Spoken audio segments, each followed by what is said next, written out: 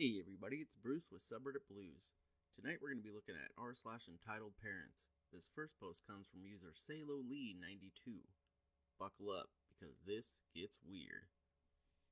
I, late 20s female, have a stuffed animal that has been with me since I was a toddler.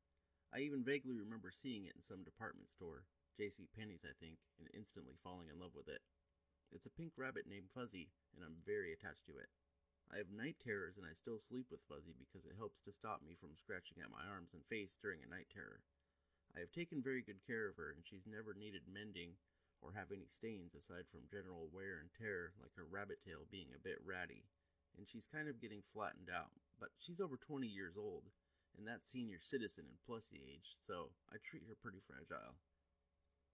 I've mentioned in other posts that I live in a very small town. The kind where generations of families have lived and died here, and everyone knows everyone. So today I was at the laundromat because our dryer is dead, so we wash our clothes at home and then use the laundromat dryers to finish. I was washing all my bedding stuff, including Fuzzy, when this entitled mom walks in with her toddler daughter. I know her mostly just by face. Our moms were friends in high school, but we've never been friends or anything like that. Just the typical southern nod and hand raise when passing by. Her daughter is maybe 2 or 3 years old, I think. I'm not very good at guessing children ages. I was removing the sheets, folding them, and then I left Fuzzy for last to put her on top because I don't want to put any weight on her. Like I said, senior citizen plushie here. The toddler was standing next to her mom who was putting laundry in to clean, saw Fuzzy and made that childlike squeal of delight sound and came rushing over and started trying to grab her. Now at first her mom came over pretty fast saying, "Oh no, that's not yours," to her daughter and took her hand to pull her away, but her toddler was not having it and started throwing a bit of a tantrum, whining and crying while still grabbing for Fuzzy and kind of saying, want it, mama." I go to pick up my basket when the mom gives this huge sigh. "Okay, how much do you want for the dang rabbit?" No, sorry, it's not for sale." "Come on, I'll give you like $10 for it." "I said no, I'm not selling my rabbit to you." "Your rabbit?" "Yeah, my rabbit." "Seriously? I thought it was for, like, your kid or something." "Give me that. You're too old to have that thing." And then this lady tries to reach over my basket and grab Fuzzy. I jerked away and ended up dropping the entire newly cleaned load onto that floor. Jesus Christ, I said no. You're acting like more of a dang child than my kid is. Give me the effing rabbit. We both kind of jumped for Fuzzy, and I got to her first and tucked her into my chest, but she managed to grab a leg. I froze because I didn't want to start a tug of war and risk ripping the leg off. "Lady, what the heck is wrong with you? You're really starting a fight in a laundromat over a plush toy? In front of your kid?" "God, just give it to me. You're too old for S like this." "Let go, you're gonna rip it, and then no one will be happy because no one will get it." And we stood there for a minute, me turned away as much as I can with Fuzzy tucked in and her still having a death grip on the leg. And then someone else walked in, just another person from town lugging around their laundry, and it was like a scene from a comedy movie or something where we're just staring at each other like a 3-person standoff. You need help?" I'm not sure which one of us he was talking to, but it seemed to scare the entitled parent off that someone else was here to witness her being a nutcase because she let go. I'm thinking the potential embarrassment was more pressing to her than getting Fuzzy was. "Oh no, just a little disagreement." "Okay, you psychopath, you can back away and leave me alone now. Am I gonna have to worry about you breaking into my house to steal my rabbit?" "Oh no, it wasn't that serious." "Really? Because it seemed like you were ready to throw down over a toy. So I'm not all convinced you're all that stable." "I'll leave you alone, I promise." "Good." I gathered my stuff and went to my car. I was about to leave but decided to drop in at the grocery store attached. It's like a strip mall type with a grocery store, laundromat, and a few small shops attached, all run by the same guy, and told the manager what happened. He asked if I wanted to call the cops, but I said she didn't hurt me or anything, so no, but to maybe keep an eye out for her, because if this is how she acted over not getting a toy for her kid, God only knows what else she'd do. Now I'm wondering if my ma is going to get any weird phone calls soon, lol. Fuzzy is fine too, and now soft and clean. Small towns are a trip. Yes, they are. This lady is psycho. Like, who goes over and just demands something of somebody else's? Like, come on, get a grip, lady. Next post comes to us from user Can We Not, and she lets her mother-in-law live with her and her husband for 6 months without paying rent. So, I have a lot of stories about this woman, but today I'm going to focus on the 6 months she lived with us. Little backstory. My husband and I got pregnant very early on in our relationship. I told him he wasn't allowed to propose while I was pregnant because I wanted to make sure he was marrying me, not the baby. He ended up being the best thing that ever happened to me. We bought a house, had our son, then got engaged. My mother-in-law hasn't had a stable job since my husband was in middle school, lives off the government, has somehow assumed responsibility of several of her friends' children, plus her other grandchild. She has diabetes she doesn't manage, which resulted in her losing most of her toes on her right foot. What? Oh my god. 3 months before the wedding, mother-in-law, 10-year-old niece, 3-year-old nephew, no actual relation, but we'll say nephew for simplicity, got kicked out of the house they were staying at and showed up at our door. We live in a 3-bed, 1-bath house, not very big.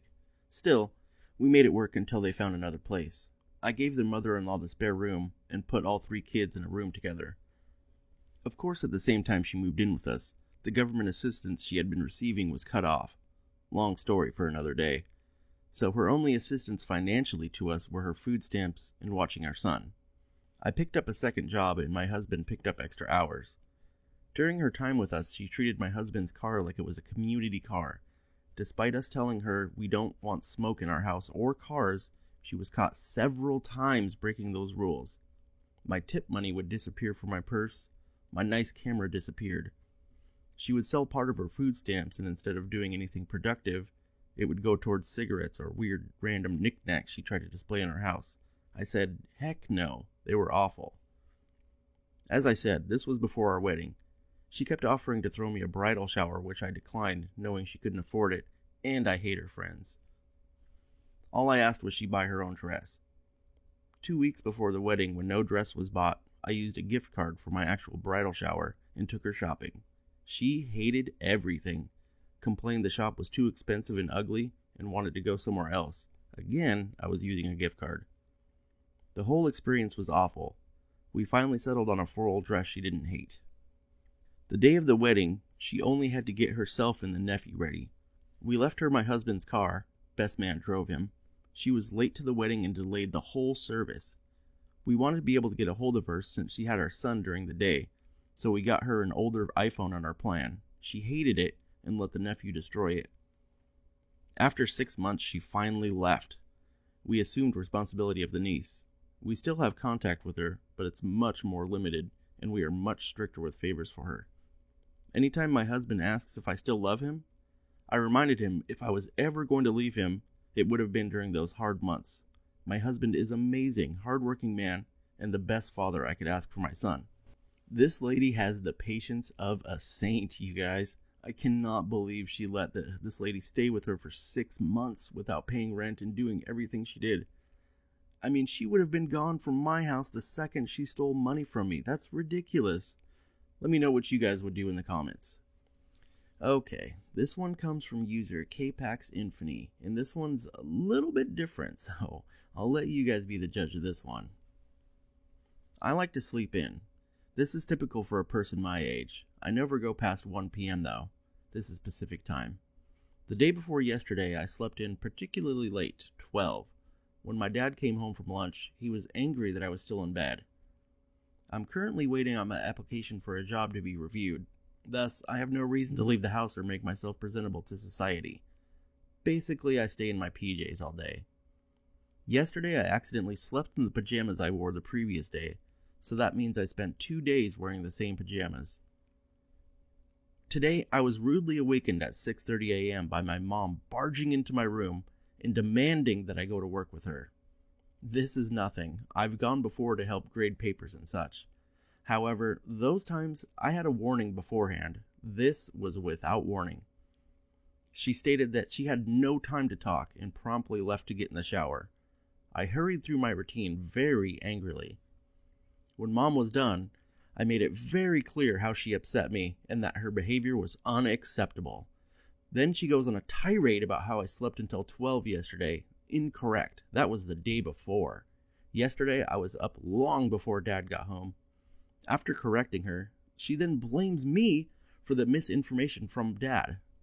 By this time, I've had enough of her BS. I'm tired and angry, so I shut the door to my room, and she threatens to take it off the hinges. We agreed to let me drive myself. I'm 18, woman. I don't need you to drive me places. And to come after 8:30 when the school traffic goes away. So, I don't see any entitled parents in this story at all. I see an 18-year-old who is very entitled. When I was 18, I had a job and lived on my own. I didn't live with my parents, and I certainly didn't sleep until 1 or 12 p.m. That's ridiculous. This guy is so lazy. And if I didn't have a job, guess what? I was up every day looking for one, not waiting for a job to review my one application. Let me know who is in the wrong here down in the comments. All right, guys, that's going to be it for me tonight. Remember, if you like what you're seeing here, hit the subscribe button, hit the like button. I'm a new channel, so it's going to help me out a lot.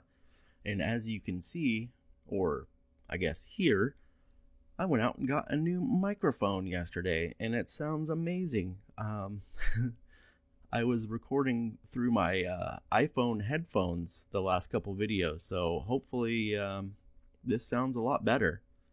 Thanks for watching, and see ya.